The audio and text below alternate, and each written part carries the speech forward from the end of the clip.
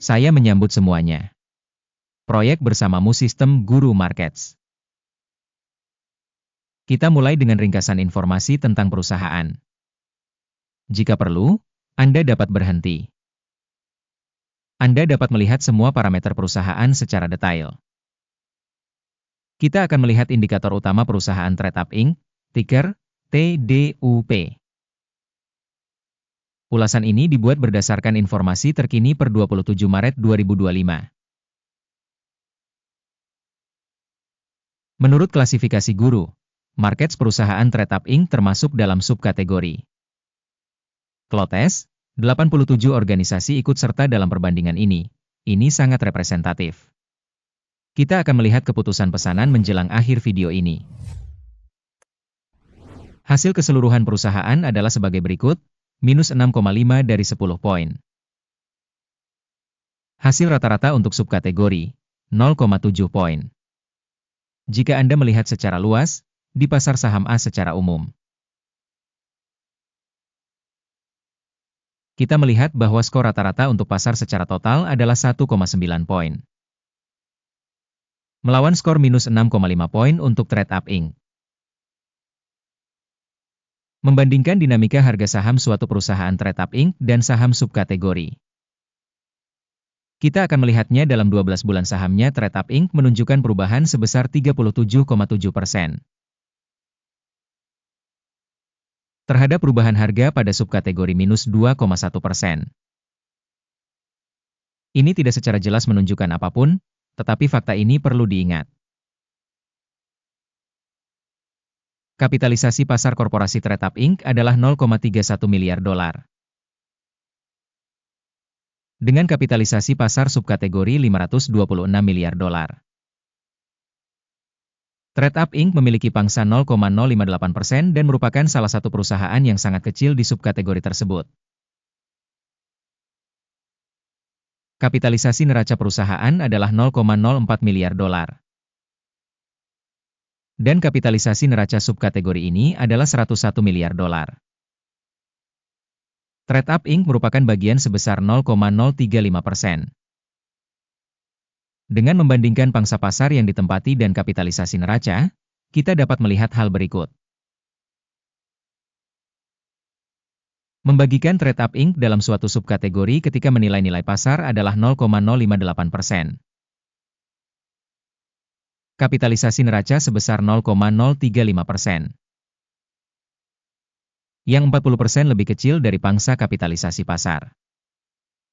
Penilaian pangsa pasar dan kapitalisasi neraca perusahaan subkategori, buruk, minus 1 poin. Utang perusahaan yang dianalisis berjumlah 0,037 miliar dolar. Debt to book capitalization menyumbang 92,5% modal perseroan. Berdampak pada tingkat kewajiban keuangan perusahaan, buruk, minus 1 poin. Rasio harga pasar suatu perusahaan terhadap keuntungannya sama dengan 0. Dengan rata-rata subkategori sebesar 23,4, jauh lebih buruk dibandingkan subkategori.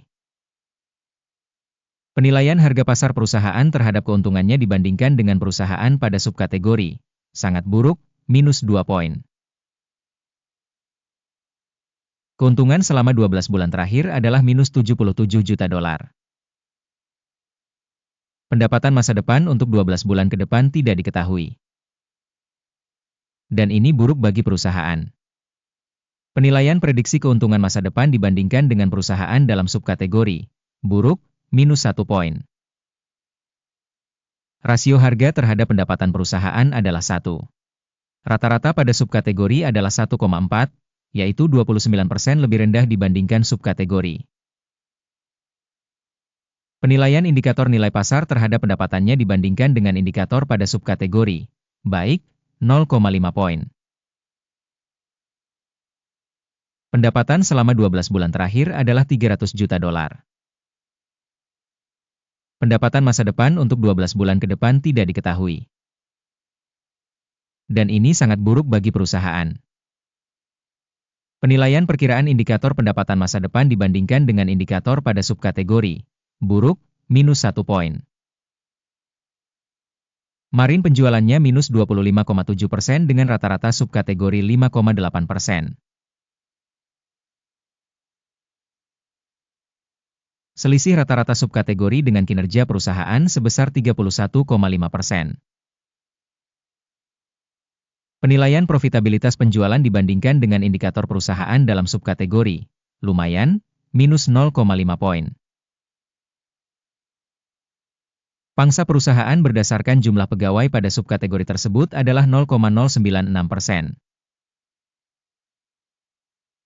Ini adalah peningkatan pangsa kapitalisasi pasar sebesar 66%. Dan fakta ini menunjukkan adanya kesenjangan antara nilai pasar perusahaan TradeUp Inc.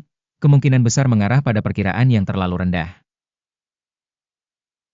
Jumlah modal setiap karyawan perusahaan adalah Rp188.000. Dan untuk subkategorinya $307.000. Perbedaan antara rata-rata subkategori dan kinerja organisasi adalah 38,8%. Penilaian besaran modal pasar per karyawan dibandingkan dengan indikator perusahaan pada subkategori, baik, 0,5 poin. Volume keuntungan per individu karyawan perusahaan dikurangi $47.200. Dengan rata-rata pada subkategori, Rp13.200. Dan selisih rata-rata subkategori dengan kinerja perusahaan sebesar 259%. Estimasi keuntungan setiap karyawan perusahaan dibandingkan dengan indikator pada subkategori, lumayan, minus 0,5 poin. Pendapatan perusahaan per karyawan adalah $184.000. Menurut subkategori Rp227.000.